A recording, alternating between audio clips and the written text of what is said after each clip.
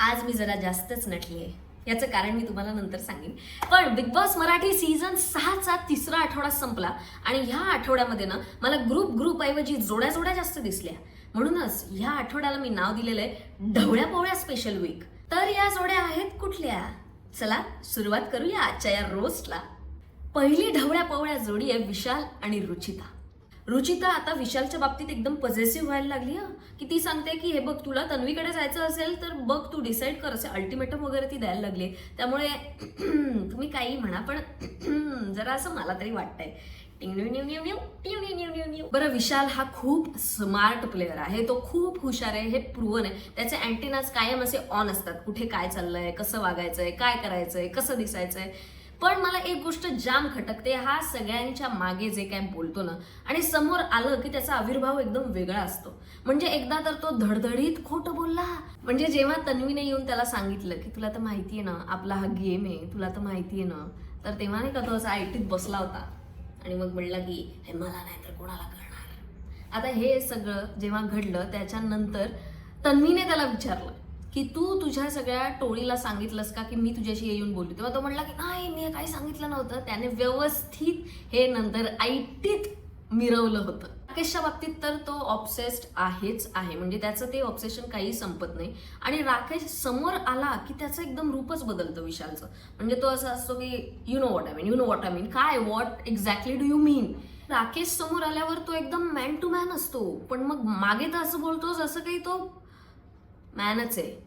लगेच काही मला वुमन म्हणायचं नव्हतं, मागे मॅन लोक सुद्धा किती बोलतात ना हे बरोबर बिग बॉस मधनं कळतं. तो एकट्यामध्ये म्हणजे त्याच्या टोळीमध्ये तो त्याची मतं अशी खूप एकदम रॉ सांगतो, चिडतो किंवा काही लगेच बोलतो. समोर आला की एकदम त्याचा जेंटलमन होतो. पण जेव्हा ग्रुप टास्क असतो आणि जेव्हा नॉमिनेट करायचं असतं, जेव्हा रिझनिंग द्यायचं असतं, तेव्हा मला असं वाटतं की तो लॉजिकल आणि सेन्सिबल रिझन्स तरी तो देतो. सोनाली शो मध्ये जी काय थोडीफार वाक्य बोलते ती काही काही वेळेस जरा सेन्सिबल बोलते. म्हणजे जसं विशालला ती म्हणाली की अरे तू जरा किचन मध्ये येऊन बसत जा, हॉलमध्ये येऊन बसत जा, सारखं त्या टोळीला घेऊन तिकडे घेऊन बसलेला असतोस. तर मग त्याच्यावरती त्याचं म्हणणं होतं की ह्या किचनमध्ये ज्या सगळ्या मुली आहेत, जे सगळी लोक आहेत, तर ती एक वेगळं कॅरेक्टर घेऊन फिरतात. ते त्यांनी सोडलं की मग मी येतो. अरे ते अख्खा सीझन भर ते कॅरेक्टर मिरवतील, मग काय तू तुझ्या गुहेमध्ये शेकोटी समोर बसून राहणार आहेस का एप वानरासारखा? आणि हाईट, त्याचं असं सतत म्हणणं असतं की तुम्ही राकेशला कसं एक गॉड लाईक सारखं असं मानता, पण तू स्वतः त्याला एवढं महत्त्व देऊन तेच करतोस इव्हेंच्युअली. म्हणजे त्याच्या टोळीसमोर तो असं म्हटला की मी ह्या ग्रुपचा लीडर आहे आणि राकेश त्या ग्रुपचा लीडर आहे. बरं, हा ते स्वतः म्हटला, म्हणजे त्याने ते मान्य केलंच की राकेश हा लीडर आहे. पण त्याच्या ज्या आजूबाजूला बसलेल्या सगळ्या सायकाय मायकाय होत्या त्यांनी सुद्धा हे व्यवस्थित ऐकून घेतलं, कुणीच काही ऑब्जेक्शन नाही घेतलं. म्हणजे त्यांनी मान्यच केलंय की ह्या ग्रुपचा लीडर हा विशालच आहे. आणि विशालने पियर्स बॉटलचा जो काय एक सीन केला, म्हणजे आता त्याचा प्रोमो अगदी खूप छान एक्साइटिंग कापला होता. असं वाटलं होतं की वाह काय पत्त्यावर पत्ता पडलेला आता. पण ऍक्च्युअल जेव्हा ते घडलं तेव्हा ते जरा अननेसेसरी वाटलं. म्हणजे विशालची जी केस होती ना ती अशी बुलेट प्रूफ नव्हती. असं त्याला असं ती जी केस त्याने सादर केली ना ती अशी पुराव्यानिशी नव्हती असं मला वाटलं. त्यामुळे ती जरा गेली. आणि त्याची पवळी रुचिताने आता गेम बदललाय बरं का. पण ती आता बोलून इरिटेट नाही करत, ती आता ऍक्शनने सुद्धा इरिटेट करते.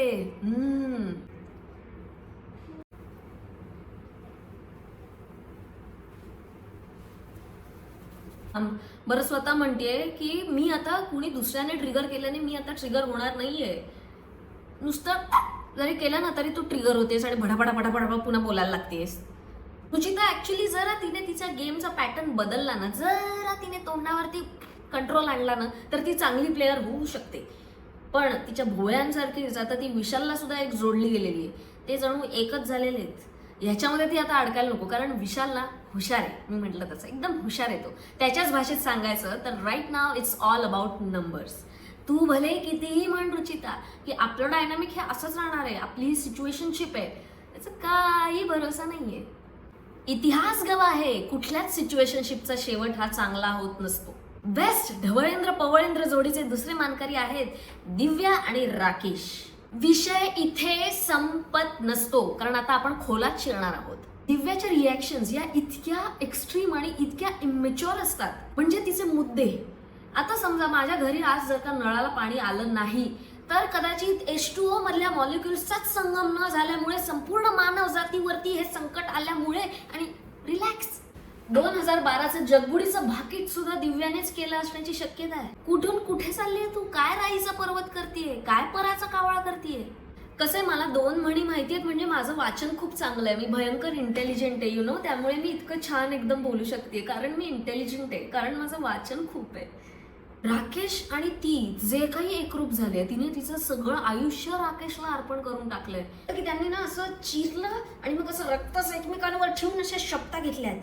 एक तर हा अख्खा आठवडा लोक जे काही शपथा घेत होते, घेतल्या अंड्यांची शपथ तुला आहे. हे पा, राकेश आणि तिचं कनेक्शन तयार होणं हे मी समजू शकते, पण जेव्हा नॉमिनेशनची वेळ येते, जेव्हा काहीतरी मुद्दे सांगायची वेळ येते, तेव्हा ती एवढी बायस्ड कशी असू शकते? It's like she is blind. Actually equality आणि अनबायस्ड असण्याचं महत्त्व काय असतं हे दिव्याला सांगायची गरज पडेल असं मला वाटलं नव्हतं. त्या नॉमिनेशनच्या टास्कमध्ये क्लिअर कट रुचिताच खरं तर जिंकणार होती, पण ती राकेशच्या बाबतीमध्ये जे काही स्वतःचं एक घोडं पुढे दामटवत होती. नॉमिनेशन टास्कवरती येऊया आपण नंतर. निर्मळ देखावे. मला असं वाटतं की राकेश बापटचं तिच्यासोबतचं कनेक्शन इव्हेंच्युअली झालं. सुरुवातीला तो तिला एवढं काही महत्त्व देत नव्हता, पण तिने ज्या प्रकारची भक्ती दाखवली त्याच्या प्रती की त्याने शेवटी गिव्ह इन केलं. पण ह्या कनेक्शन पायी जेव्हा लोक असं त्याचा वापर करायला लागतात ना, तेव्हा मला जरा असं वाटतं की त्याने दिव्याला जी काय त्या टास्कमध्ये धमकी दिली ना, की हे पा संचालक, रुचिता जर का माझ्या अंगावर आली ना तर तिथे तुम्हाला टास्क रद्द करावा लागेल. नुसतं संचालक म्हणून होत नाही, तुम्ही तिला बाकी ब्लॅकमेल तर करताय. एक दिव्या म्हणूनच तुमचं जे काय बहीण भावाचं नातं तयार झालंय त्याचाच वापर करून तुम्ही तिला ब्लॅकमेल करताय. आणि त्यात ती महान की ती सुद्धा म्हणते हो हो येस येस येस येस. जेव्हा रोशन मर घरामध्ये काम करत होता तेव्हा राकेशने त्याला खूप अप्रिशिएट केलं की wow, I relief appreciate, I am proud of you type सगळं त्याने तो बोल. त्याच्यानंतर दिव्या राकेशला येऊन म्हणाली की रोशन, अरे हा असं का गेम खेळतोय? सेवक म्हणजे काय, त्याने एवढं अगदी सगळी सेवा केली पाहिजे लोकांची असं काही नाहीये. सेवा त्यांनी करवून घेतली पाहिजे आपल्याकडनं, असा तो गेम आहे. शी हॅड अ पॉइंट. पण तिथे राकेशने त्याचं मत काहीच व्यक्त नाही केलं की अरे तू आता जस्ट मगाशी त्या रोशनला अप्रिशिएट केलं होतं, तुझं काहीतरी एक थॉट प्रोसेस असेल ना की तू का त्याला अप्रिशिएट केलं ते तिच्या पुढे मांड. पण अर्थातच प्रत्येक फ्रेममध्ये माझ्या डायनिंग टेबलची खुर्ची दिसते, प्रत्येक फ्रेममध्ये त्या खुर्चीप्रमाणे राकेश असतो आणि त्या तिथे असा तो तसाच तो तिथे पहुडलेला होता काही न बोलता. तिसरी ढवळोबा पवळोबा जोडी आहे तन्वी आणि प्रभू. तन्वीने कसं योग्यच वेळी एकदम छान असं पटकन प्रभूकडे जाहीर करून टाकलं की कशी मी तुझी मोठी बहीण आहे. ही जी तिची मोठी बहीण योजना आहे तर ती अतिशय तिच्या कामी येते. हे मी म्हटले नसते जर का मला वाटलं नसतं की ती त्या गोष्टीचा उपयोग करून घेते. कारण अर्धा वीक मला असं वाटलेलं की ती खरंच प्रभूसाठी स्टँड घेते, त्याच्या वतीने बोलते, त्याला चांगल्या गोष्टी सांगते, हेही जाणवत होतं. पण ज्या क्षणी तिने प्रभूला ऑमलेट करायला सांगितलं तेव्हा तिला कळलं नाही की ती रूल ब्रेक करते. तेव्हा तिला असं जाणवलं नाही की ती त्याला ऑर्डर सोडते की जा तिकडे जाऊन दिव्याला सांग ऑमलेट करायला, इथे बसून नुसतं. तन्वी सुद्धा मला असं वाटतं खरं तर जरा चांगल्या ट्रॅकवरती खेळू शकते. म्हणजे पहिला वीक आणि आत्ताचा वीक याच्यामध्ये बराच तिच्या याच्यामध्ये फरक आहे.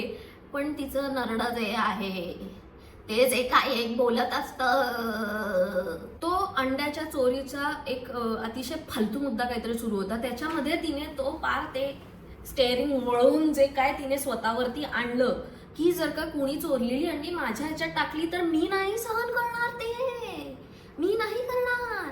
अरे कॅमेराच आहे तिथे, एवढं काय सगळ्यांना कळणार आहे की कोणी तुझ्या ह्याच्यामध्ये टाकली का काय केलेलं आहे.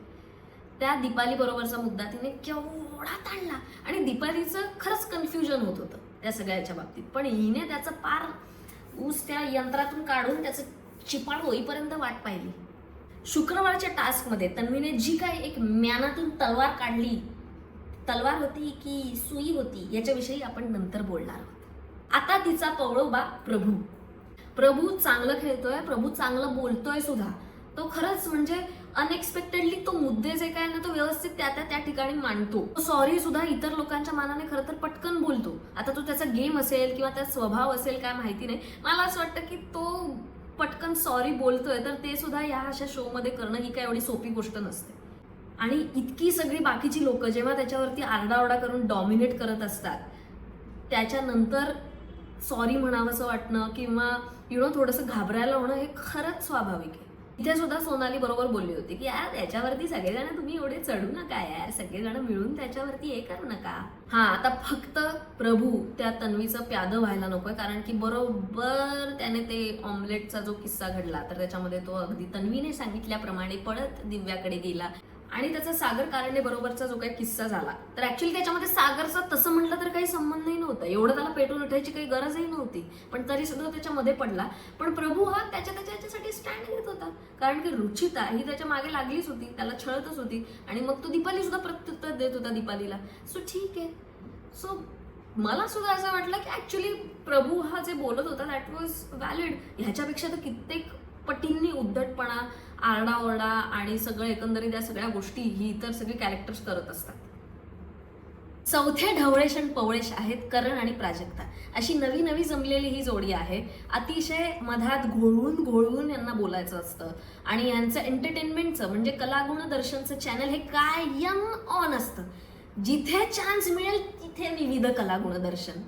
ही लोक मागे भरपूर बोलतात, समोर थेट बोलत नाहीत, बायस्ड आहेत. प्राजक्ता करणशी बोलत होती तेव्हा ती म्हटली की मला हे आवडलं नाही की विशालने कशी ती बॉटल फेकली, पण मग तुला हे आवडलं का जेव्हा राकेश तापट वेगवेगळ्या वस्तू फेकत असतो तेव्हा त्याच्याशी कधी हे बोलली नाहीस, तेव्हा काहीच तू त्या प्रभूच्या वतीने काही स्टँड घेतला नाही की अरे त्याला लागलं असतं, त्याला जाऊन त्याच्या पाप्या घ्यायच्या आहेत, त्याला कवटाळायचंय, सगळं करायचंय, त्याला नॉमिनेटही करायचंय. त्याच्याविषयी पण प्रभू मस्त बोलला होता. नॉमिनेट तर करते मला सारखी, उगाच का त्याला सॉरी म्हणते. मला कळलं नाही की या दोघांनी जे काय एक देशांची नावं देण्याचं एक सुरू केलेलं आहे सत्र, तुम्ही का देत आहात देशांची नावं? बरं तुम्ही एनिवे बेडमध्ये खुसफुसत ते सगळं बोलता, ते एनिवे बाहेरच्या कोणाला ऐकूच नाही जाते, मग कशाला नावं ठेवायची? तुम्ही दोघच जण तिकडे वर बसलेले असतात, तुमच्यात तुम्ही त्यांना काही म्हणा, देशांची नावं द्या, नाही ते चंगू मंगू म्हणा, आम्हाला काय करायचं त्याच्याशी? आम्हाला कळू द्या ना तुम्ही कुणाविषयी बोलताय ते. का तुम्हाला तेच हवंय की तुम्ही कुणाविषयी बोलताय हे आम्हाला कळू नये? बिग बॉसने सुद्धा आणि किती अर्धवट काहीतरी घोषणा केली, आता इथे दोघ जण विविध देशांची नावं देत आहेत. मग खाली लिहून द्या नोट सारखं की ह्याला ते हे म्हणतात, त्याला ते म्हणतात. आम्ही एवढा अभ्यास करत बसायचा का? मी शाळेत असताना कधी एवढा भूगोलाचा अभ्यास नाही केला ना, आता करत बसू? हे दोघ जण आहेत परफेक्ट निर्मळ देखाव्याचे ब्रँड अम्बॅसेडर. करणचा एक जो काही अट्टहास असतो ना की प्रत्येक ठिकाणी रील मधला कॉन्टेंट त्याला काहीतरी असा बाहेर काढायचा असतो. विहिरीतनं पाणी जसं काढतात तसं त्याला प्रत्येक सीन मधनं एक रीलचा कॉन्टेंट काढायचा असतो आणि तेही एक वेळ चाललं असतं जर का अर्थात कॉन्टेंट तेवढा सुप्रीम असता तर, जो त्याचा ऍक्च्युली बाहेर असतो तो. आणि दुसरी गोष्ट की जर का तुझा खेळ सुद्धा तेवढा थेट असला असता, काहीतरी एक तुझी पर्सनॅलिटी कळली असती तर. प्रभूला कळत नाहीये की कुठे काय बोलायचं ते, ऍक्च्युली नाही, प्रभूला कळतंय, आता त्याला कळायला लागलंय म्हणून तो योग्य त्या ठिकाणी बोलतोय. आणि झालं हेच आहे की प्रभूची पर्सनॅलिटी जी काय आहे, त्याची मतं जी काय आहेत ना ते कळतायत आणि बाहेर तो त्याच्या रीलमध्ये जे काय छछोर धंदे करतो तर ते तो आतमध्ये करत नाहीये. पब्लिकला तेच बघायचं आहे की प्रभूच्या डोक्यात काय चाललेलं आहे, तसंच करणच्या डोक्यात काय चाललेलं आहे. त्याला जेन्युअनली ऑनेस्टली या सगळ्या लोकांना दुसऱ्यांविषयी काय वाटतंय हे बघायचंय. कॉन्टेंट कसला तुम्ही काढतात ज्यातनं त्यातनं? PR एजन्सी आहात का स्वतः? करणचं मला वाटलं होतं खरं तर की तो इंडिव्हिज्युअल प्लेअर म्हणून खेळेल, पण तो आता कन्व्हिनियंटली कधी ह्याची साईड घेतो, कधी त्याची साईड घेतो, कधी काय करतो तर कधी काय करतो, क्लिअर नाही होते त्याचं काहीच. पाचवे ढवळनाथ पवळनाथ आहेत दिव्या आणि ओमकार. दिव्याच्या दिव्य शक्तीने तिने एक भांडण काढलं आणि मग नंतर तिने त्याला ओमकारला शिवी दिली, ज्याच्यावरती तिला काय एक्सपेक्टेड होतं माहिती नाही, पण ओमकारला अगेन त्याच्याविषयी काहीच प्रॉब्लेम नव्हता किंवा काही ते दाखवलंही गेलं नाही. इव्हेंच्युअली ओमकारच दिव्याला सॉरी म्हटला.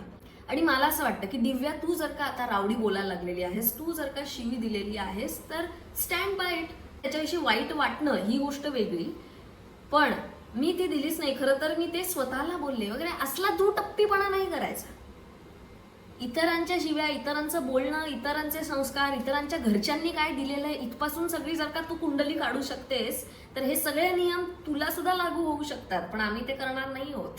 आम्ही फक्त तुझ्या वागण्याकडेच बघणार आहोत. त्यापेक्षा मग खरंच रुचिता परवडते की ती म्हणते की हो मला माहिती आहे फर्स्ट वीक मध्ये मी वाईटच दिसले. दिव्या आणि ओमकार इतके प्रेडिक्टेबल वागतात म्हणजे की एकमेकांची साईड घेणं आलंच आलं. मग ते अतिशय काहीतरी फालतू मुद्दे असू देत, काही नॉमिनेट करायच्या वेळेस सुद्धा एकमेकांची साईड घेणं आलंच आलं. नो मॅटर व्हॉट एक सपोर्ट हा असतोच.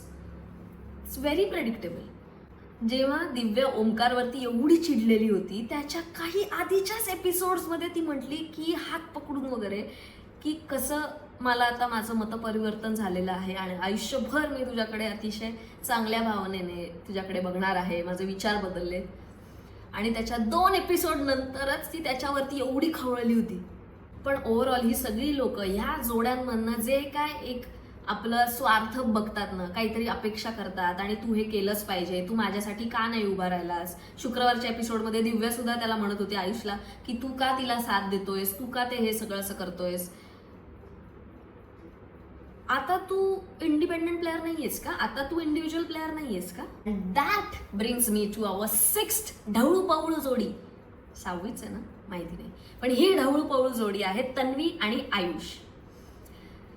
मला ना आधीपर्यंत असं वाटत होतं की अरे नाही चल ठीक आहे यांचं कनेक्शन, यांना असं वाटतंय की इथे येऊन काय कनेक्शन जे काय असतं ना ते काही असं कधी घडत नसतं, तो सगळा गेमच असतो आणि असतं. मग मला कळत नाही की मग जर का तुमच्या गेमला कोणी कॉल आउट केलं तर तुम्हाला एवढा त्रास कशाला होतो. आणि I was very very shocked जेव्हा मला हे कळलं, जेव्हा सोनाली म्हटली की तन्वीला ते पाण्यात ढकलणं वगैरे हे आयुषचं एक खूप अतिशय अगदी प्लॅनिंग करून केलेली गोष्ट होती. एवढं कोण करतं, इतकं नका यार सगळं कॅल्क्युलेटिव्ह अगदी करू.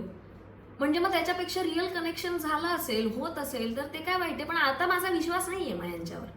टार्गेटच्या याचा तो किस्सा झाला त्याच्यानंतर त्याने दिव्याला येऊन वर बघ माझ्याकडे बघ, आहे ना तुझा विश्वास माझ्यावर, ते कोक जे ते डोळ्याला लाव वगैरे ह्या सगळ्या गोष्टी केल्या. त्याच्यानंतर सोनालीकडे जाऊन तो ऍब्सोल्युटली नॉर्मली बोलत होता. उलट तो तिला म्हटला की तू हे बोलायला नको पाहिजे होतं. करण पण म्हटला नको बोलूस. का नको बोलूस.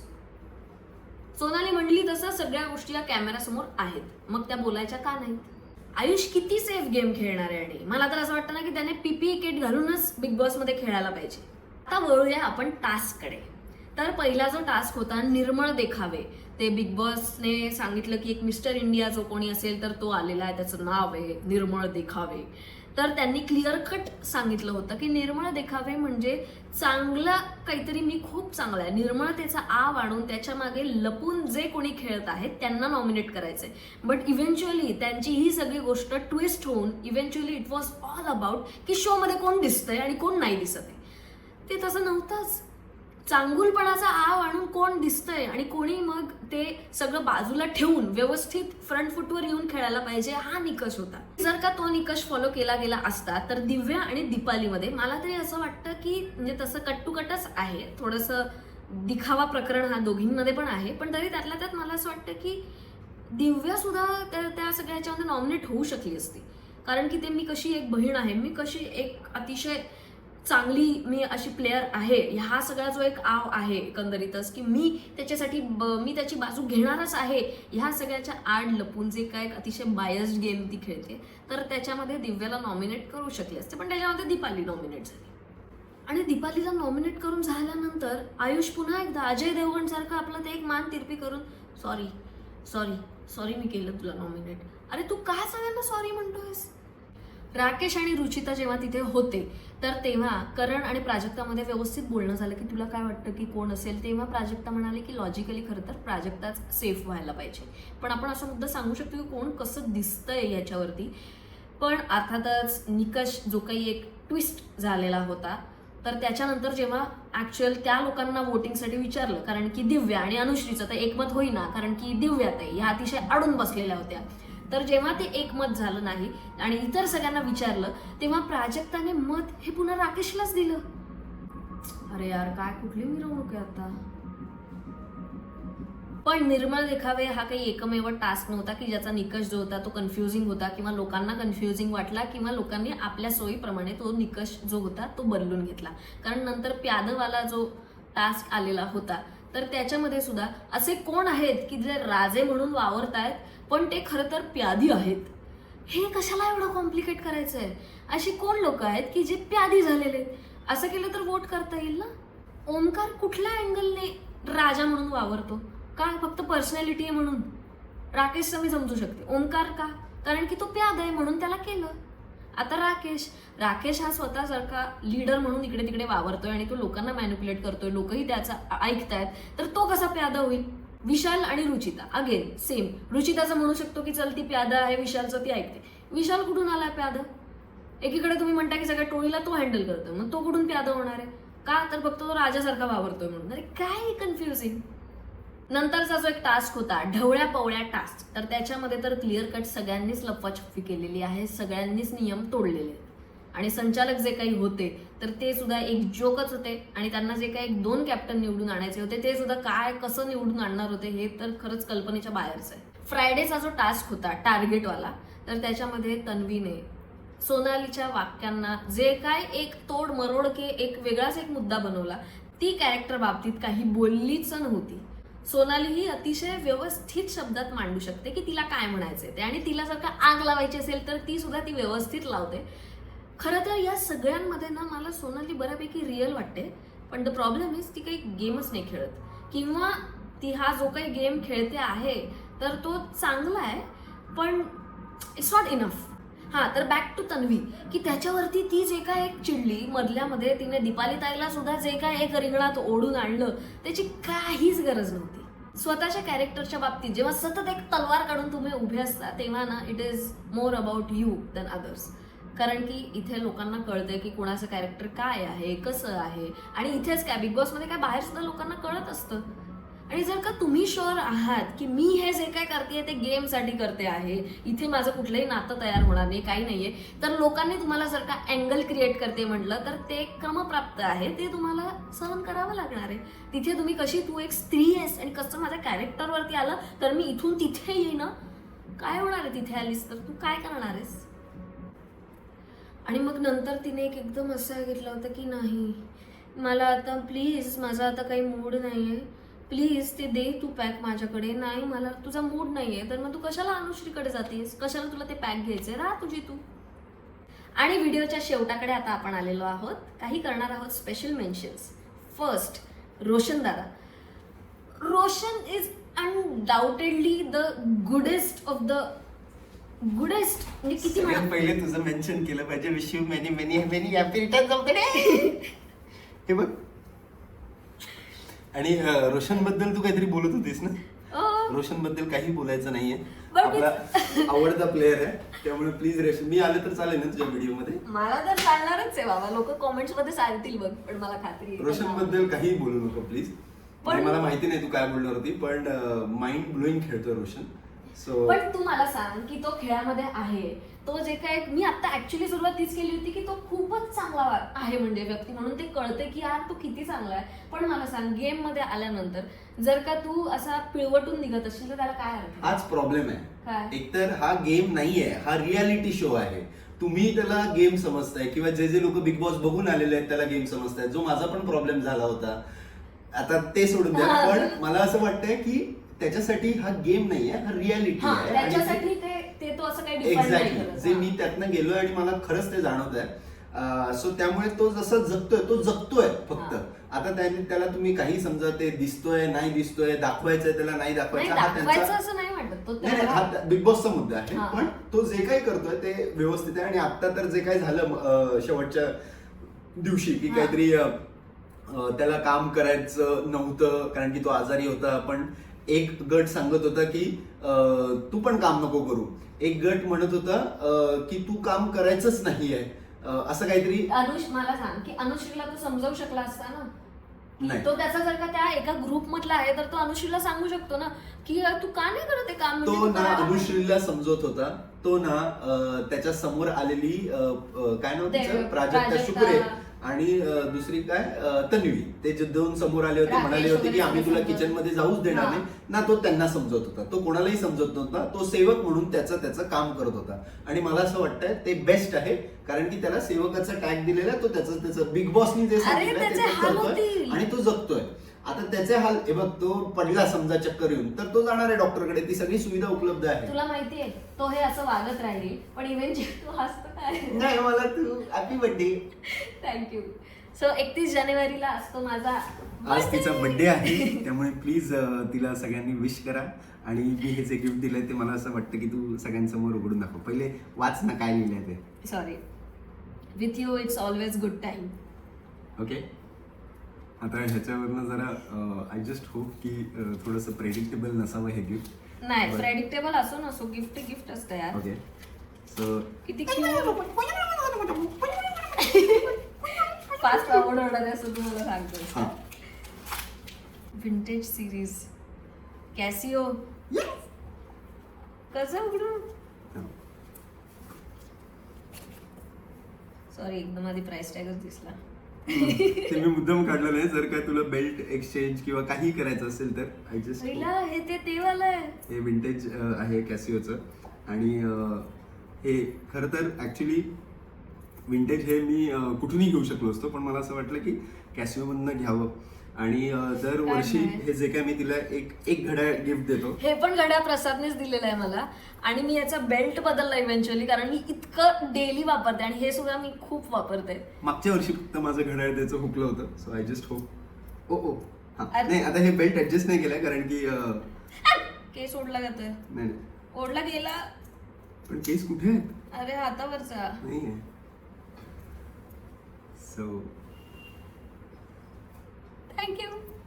आणि अजून एक, तुझे मगाशी म्हणालीस की ती काय ना, मला नावच नाही लक्षात राहत. सायली नाही, सोनाली. ती सोनाली जी काय खेळतीये ती, का खेळतीये ती, तिला काढा. ती आज ती निघणार आहे. सॉरी, आज नाही, उद्या ती निघणार आहे.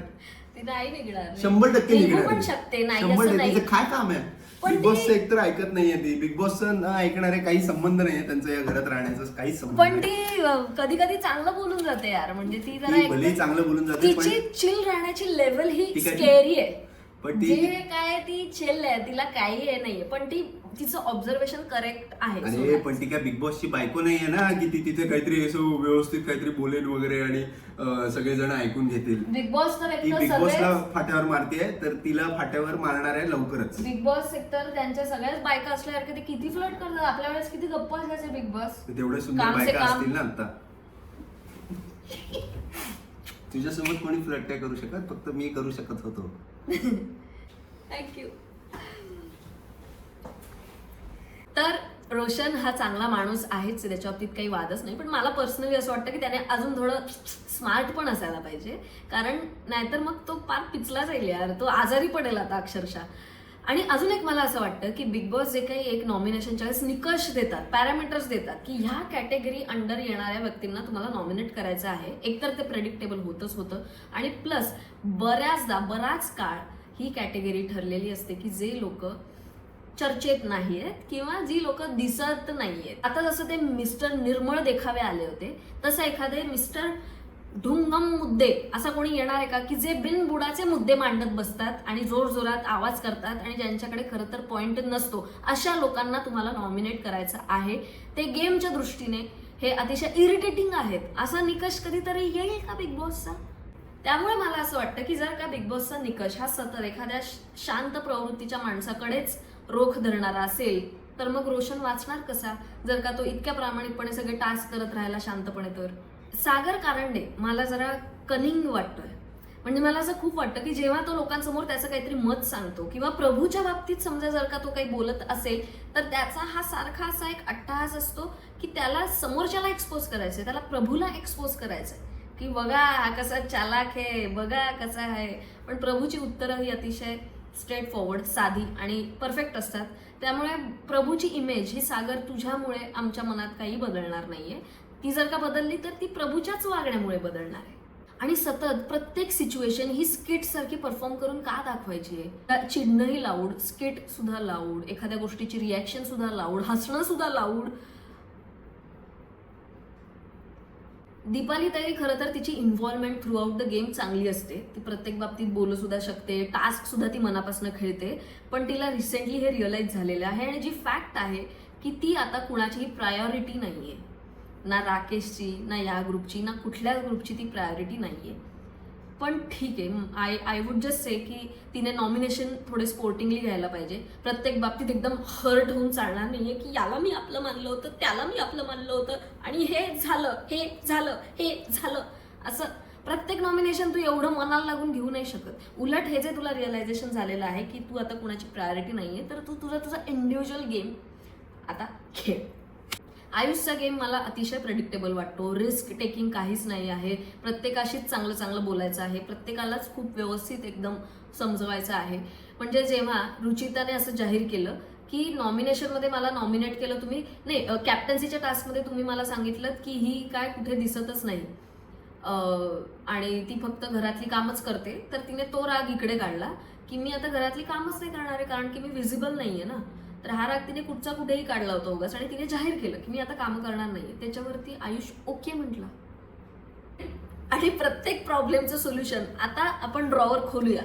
काहीही झालं की ड्रॉवर खोलून आपण आता बघूया, प्रत्येकाच्या बॅग्स उघडून आपण बघूया. सगळ्यांच्या बॅग्स बघत बसणार, सगळ्यांचे ड्रॉवर उघडून तुम्ही बघत बसणार. आणि आता अजून एका कॅरेक्टरविषयी मी बोलणार आहे, ते म्हणजे बिग बॉस. मग अशी मी प्रसारला म्हटलं ऍक्च्युली की अरे आमच्या सीझनमध्ये तर काही बिग बॉस एवढे असे इंटरॅक्टिव्ह नव्हते, एवढंच प्रत्येकाची तारीफ करतायत, हे करतायत, विच इज ऍक्च्युली फाईन. म्हणजे मला असं वाटतं की ते जितकं कमी बोलतील तितका त्यांचा दबदबा राहील. साधारणपणे बंबल किंवा टिंडरवरती असे ज्या काही क्रिंज डेट्स असतात आणि ज्यांच्या ओपनिंग लाईन्स अशा असतात ना फ्लर्ट करण्याच्या, तशा साधारण आशयाचं फ्लर्ट काहीतरी बिग बॉस करत असतात. सारखं दिसण्याबद्दल, सारखं दीपालीला, मग ती तन्वी तिथे ओरडणार आणि हे करणार. मग त्याच्यापेक्षा तुम्ही याच ना घरात, पाऊलच ठेवा घरामध्ये, माप ओलांडून याच मग तुम्ही घरात. त्याने त्यांचं इम्पॉर्टन्स कमी होतं असं मला वाटतं. एक तर मी हिंदी बिग बॉस जेव्हा बघायचे ना, तर not to compare, actually compare करतेय, पण मी पर्सनली माझं सांगते मला काय आवडलं होतं की हिंदी बिग बॉस मधले जे होते तर ते ना असे खूप बोलीभाषेत बोलायचे. बोलीभाषेत असं ते ओघवतं बोलणं असायचं त्यांचं. इथे जे असं एक ते रोबोटिक वाटतंय तर तसं ते नव्हतं. सो ते मला खरंच खूप आवडायचं. जर का कोणी हिंदी पाहत असाल तर तुम्हाला पटतंय का मी हे सांगतेय ते. अजून एक सगळ्यात आश्चर्यकारक गोष्ट जी बिग बॉसने केली आणि मी थक्क झाले होते, हे आत्तापर्यंतच्या सगळ्या गोष्टी तरी ठीक आहे मी सांगते त्या अशा खूप क्रिएटिव्ह आहेत आणि ते ज्याचा त्याचा चॉईसचा मुद्दा असेल तो, पण जेव्हा स्वतः बिग बॉस म्हणाले की तुमची आयटम कोण आहे, आयटम म्हणजे काय, हे जेव्हा ते स्वतःच म्हटले आणि ज्याच्यावरती प्रभू म्हटला की आयटम म्हणजे गर्लफ्रेंड, याच्यावरती त्यांनी काहीही आक्षेप नाही घेतला. जो विशालने सांगितलं होतं ऍक्च्युली आधी की अरे असं नको बोलू, गर्लफ्रेंड काय आयटम नाहीये. हे बिग बॉस एक अथॉरिटी, एक तू बॉस आहेस, ही व्यक्ती आयटम ह्या वर्डला कसं काय असं सर्टिफिकेट देऊन पास करू शकते. हे नॉर्मल नाही आहे. गेला तो जमाना हे ऑब्जेक्टिफाय करणं. गर्लफ्रेंड या एंटिटीला हे नॉर्मल नसू शकतं. It's not even funny. मी आता ऋतिक सारखी वाटली का एकदम. किसी गर्लफ्रेंड को आयटम बोलना it's not funny. Sorry Hrithik. काळानुसार आता विनोदांमध्ये असे बदल करणं, it's not like you are killing humour, it forces better humour. आणि मला एक गोष्ट अजून वाटते अशी की ट्विस्ट या नावाखाली, एक दरवाजा उघडणार या नावाखाली, किंवा आता गेम उलटा पालटा होणार आहे याच्या अंडर ज्या काही सिच्युएशन्स घडतात तर त्या तेवढ्या काही अशा असं पंच असं बसत नाही तो असं मला खूप वाटतं. म्हणजे आत्ताचा जो लेटेस्ट प्रणित मोरेचा सीझन झाला त्याच्यामध्ये प्रणित मोरेकडे लिटरली अशी पॉवर दिली होती की 3 लोकांपैकी 2 लोकांना तो सेव्ह करू शकणार होता आणि एका सदस्याला तो डायरेक्ट घराबाहेर काढू शकणार होता. अशी पॉवर त्याच्याकडे दिलेली होती आणि त्याने ती केली एक्झिक्यूट. आणि विदाऊट एनी अजून एक ट्विस्ट, विदाऊट एनी काहीतरी क्लॉज किंवा अशा कुठलीही नियम आणि अट न घालता त्या एका अतिशय स्ट्रॉंग प्लेअरला घराबाहेर जावं लागलं होतं आणि त्याच्यानंतर लिटरली गेम बदलला होता. असं काही खरं तर पाहायला मिळायला पाहिजे मराठी बिग बॉस मध्ये सुद्धा, मग मजा येईल. अनुश्री विषयी बोलायचं राहिलं. तिच्यामध्ये ती धम्मक आहे, पण तिच्यामध्ये फक्त धम्मकच आहे. तिचा जो गेम आहे तो लॉंग टर्मचा नाही. म्हणजे सारखी ही ड्युटी नाही करणार, मी ते नाही करणार, ते नाही करणार, अशी तू दुश्मनी कशाला घेतेय. इव्हेंच्युअली तुला इतर लोकांची सुद्धा गरज पडणार आहे किंवा थोडासा एक माणूस म्हणून तू वागू शकते. म्हणजे किंवा तिचा गेम आता ना जरा असा प्रेडिक्टेबल सुद्धा होतो की ड्युटीचं नाव निघालं की मी ती नाही करणार आहे. आणि तुला इतर लोकांवरती राग आहे, तू त्यांच्यावरती तो काढू शकतेस आणि हे सगळं करू शकतेस, पण तुझ्या डोळ्यासमोर समजा रोशन दादा जो तुझ्याच ग्रुपमधला आहे तो जर का एवढं मरमर काम करतोय तर तिथे सुद्धा तू निष्क्रिय राहणं दॅट इज टू मच. पण ती जेव्हा हे सगळं करत होती तेव्हा तिला ना विशाल बोलला काही, ना रोशन बोलला. तिकडे सचिन भाऊ सुद्धा बसलेले होते, ते सुद्धा फार हलक्यात तिला बोलले की अरे नाही, रोशनची तब्येत बरी नाहीये म्हणून तो ते करतोय. ते सुद्धा कोणीच तिला येऊन काहीच बोललं नाही. आणि जी मुलगी एवढ्या गोष्टी चोरते, मी फक्त उचलतेय, मेरी जीभ लपलपाई म्हणून मी गोष्टी उचलते, एवढं सगळं करते, तीच मुलगी प्रभूला डायरेक्ट हावरट म्हणते. वा, ह्या सगळ्या वस्तू घेतल्यानंतर, म्हणजे एवढा सगळा माज केल्यानंतर, एवढा हट्टीपणा केल्यानंतर जेव्हा तन्वीने तिच्या हातातनं गोष्टी हिसकावून घेतल्या तेव्हा तन्वीचं नेचर हे खेचाखेचीचं तर आहेच आहे. मग तुझा नटुरे काय आहे? तर हा होता बिग बॉसच्या घराचा 3ऱ्या आठवड्याचा माझा गृहपाठ जो मी तुमच्या समोर सादर केला. आता मार्क्स किती द्यायचे, काय द्यायचं हे सगळं तुमच्यावर आहे. आणि रोस्टिंग हे मी तुम्हाला आधी सुद्धा सांगितलं तसं हा माझ्यासाठी एक व्यायाम आहे, माझ्या मेंदूसाठी एक हा व्यायाम आहे म्हणून मी तो करते आहे.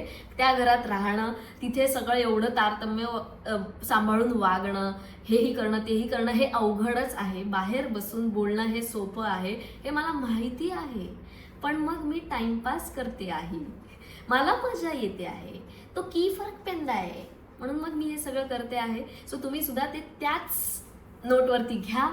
आणि मला माहिती आहे की आता प्रसादने मला विश केलं तर मला भरभरून काही कॉमेंट्स येतीलच की हॅपी बर्थडे, वाढदिवसाच्या शुभेच्छा. तर तुम्हाला थँक्यू आणि धन्यवाद. आणि माझे रोस्टिंगचे व्हिडिओ तुम्ही बघताय त्याच्याबद्दल सुद्धा धन्यवाद. पुन्हा एकदा पुढच्या आठवड्यामधल्या पुढच्या ड्रामाचा आढावा घेण्यासाठी भेटूच. Happy birthday to you, happy birthday to you, bye bye. Happy birthday, happy birthday, happy birthday to you. Thank you. भेटूच. थकले, घसा गेला रे. बरं तू खरी पुरं माझ्यासाठी आणलेली आहे, ती खोटी का आणली? आता इथं होती ना सगळी. हा.